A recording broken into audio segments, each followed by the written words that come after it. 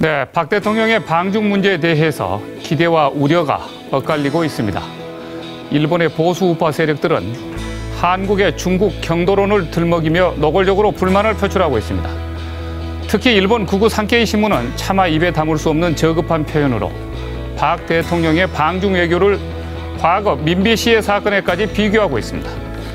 일본이 박 대통령의 방중에 이렇게 난동을 피우는 이유는 무엇일까요?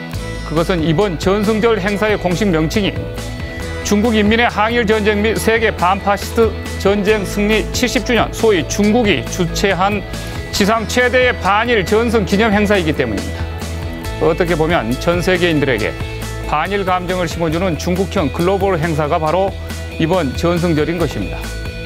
일본은 박 대통령을 비난할 것이 아니라 박 대통령이 왜 이런 행사에 참가하게 되었는가를 한 번쯤 곱씹어봐야 합니다.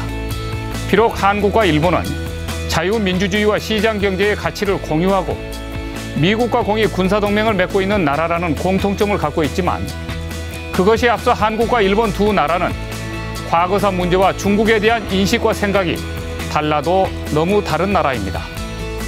중국이 일본에게는 군사적 적대 국가일지 모르지만 한국에게는 경제적 협력 국가입니다. 또 일본이 저지른 과거사에 대해서도 한중 간에는 역사적 공유의식을 갖고 있습니다. 여기에 일본은 한반도의 영구 분단을 원하지만 중국은 한국 중심의 새로운 한반도 통일 국가를 논의할 수 있는 나라이고 통일의 대상인 북한에 가장 많은 영향력을 갖고 있는 나라입니다. 바로 이런 측면에서 본다면 우리는 중국과 적대적 관계를 유지할 필요가 없다고 생각하고 있습니다. 여기에 아베 정권이 과거 전범 국가의 군국주의 노선을 다시 지향함으로써 그들로부터 치욕적인 식민 경험을 겪은 한국과 중국을 불안하게 만들고 있고 멀쩡한 남의 땅 독도를 자기네 땅이라고 생떼 외교를 일삼고 있다는 점 등이 한중 간의 반일 역사 동맹을 빠르게 진행시킨 점이 없지 않았다는 점을 일본은 뼈저리게 반성하고 느껴야 합니다. 그러나 박 대통령 역시 이번 방중길에 오르면서 경계해야 할 점이 없지 않습니다. 그것은 세계적인 중국 전문가 데이비드 참보의 다음과 같은 지적입니다. 중국의 통치체제는 공산주의고 공산당의 업적은 바로 내부 안정, 외연 확장입니다. 중국은 내부가 불안하면 내부 안정을 찾기 위해 국내 대중의 분노를 특정 국가로 향하게 하는 대중영합적 민족주의를 의도적으로 촉발하는 경우가 있습니다. 이런 움직임은 때로는 강력한 민족주의와 함께 짝을 이뤄서 다른 나라에 강력한 요구를 하기도 하고 혹은 강제적인 행위로 상대를 위협하기도 합니다. 일본과 미국이 주로 그 대상 국가가 되기도 합니다.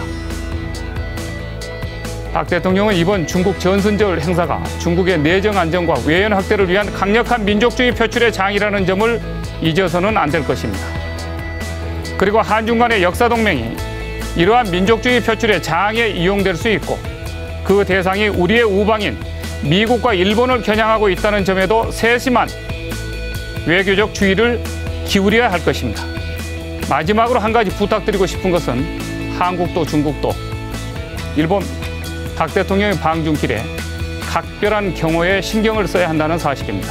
특히 임시정부 청사를 방문할 때는 사전에 물샐 틈 없는 경호를 했기를 바라겠습니다. 장성민의 시사탱크, 저는 내일 이 시간에 다시 찾아뵙겠습니다. 시청해 주신 여러분 대단히 고맙습니다.